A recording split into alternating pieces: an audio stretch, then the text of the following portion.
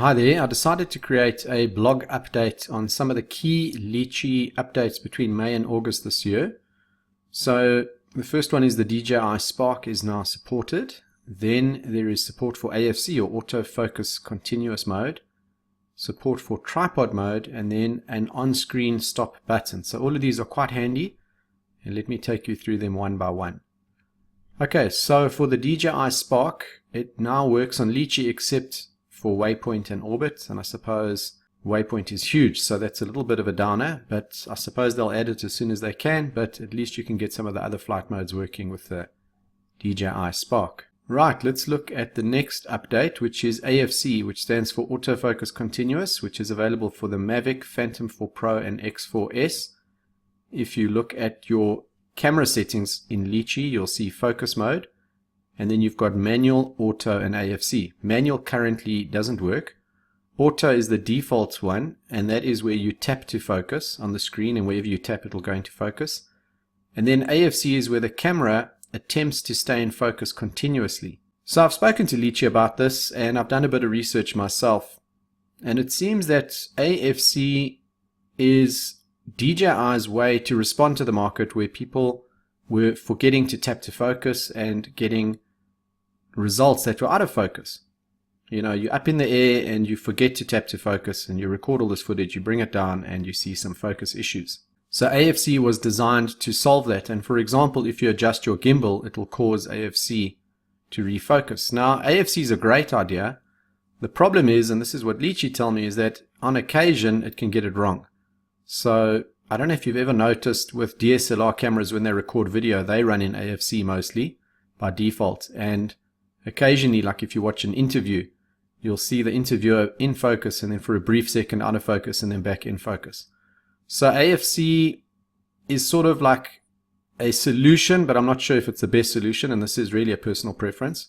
Auto, which really is the tap to focus method, and it's a little bit confusing because auto and AFC really sound like the same thing, but auto is the default, and the suggestion is you should engage auto when you're not moving and not recording. So when you get up into the air, before you're ready to run your mission or start moving, tap on the screen, get focused, and then run your mission and start recording. Litchi have told me that if you tap while you're recording or running your mission, there is a firmware bug which can cause you to go out of focus, and I didn't know about this, so that's useful to know.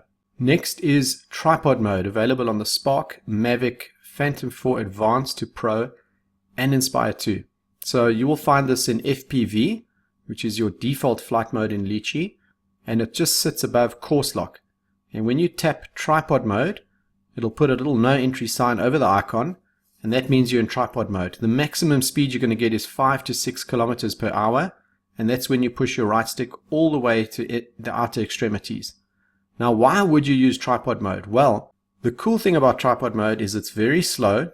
Your stick responses are really less sensitive, so you can make very gentle yaw movements while you're moving.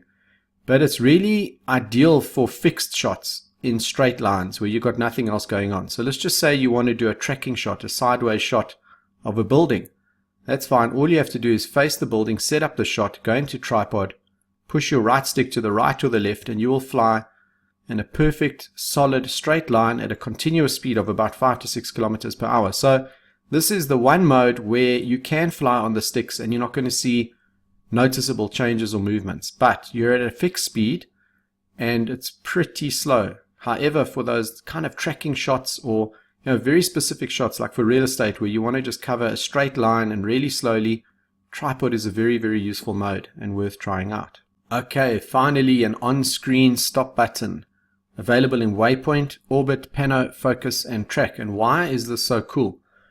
Well, up until now, if you want to pause a mission, you could tap on the pause button, or on the Phantom 4 and the Mavic, you had a pause on your remote controller. But if you wanted to stop a mission, you had to use one of your flight mode switches. So on the Phantom 3, you would go from F to P, and on the Phantom 4, you would go from P to A or sports mode and so on. And finally, they've added a stop button, so you can stop your mission by tapping on screen and not having to worry about your flight mode switch. And this is also an advantage, for example, in orbit mode, where there was no obvious way to stop a mission. So now the stop button is available. But there's a big difference between stopping and pausing a mission, which I've explained before. Pausing really just puts you in a state where you come to an abrupt stop and you can resume your mission exactly where you are. Stopping actually ends the mission, and then if you start it, you go all the way back to waypoint 1. So why would you pause versus stop? Well, if you look at the mission settings here on the left, we are now in a paused state, and you cannot adjust certain items like your default gimbal pitch mode or your rotation direction and so on. Whereas if you look at stopping the mission, you then can make some of those fundamental changes to your mission settings. Again, if you look at the pause mode on the left with your mission settings, your heading, your finish action, your path, none of that can be changed. You can change your cruising speed, but in your stop mode you can change those fundamentals. So that's really the big difference. If you want to change any of the fundamental mission settings, you're going to have to stop the mission. If you look at the waypoint settings, there is no noticeable difference between pausing and stopping. So I don't think it really affects your waypoint settings, but it really comes down to changing your mission settings. Both pause and stop are useful if you feel that you're in a situation where you could crash or fly into something or you're losing control. Again, I prefer using the pause button on the remote controller, which is available on the Mavic and the Phantom 4, because it's much easier and more accessible. But in any event, it's a very useful feature to be able to stop the mission using the on-screen button, especially for stuff like Pano and Orbit. And there you have it. Those are some of the cool updates. I know Litchi are working on a ton more, and we should see them soon. And as always, thanks for watching.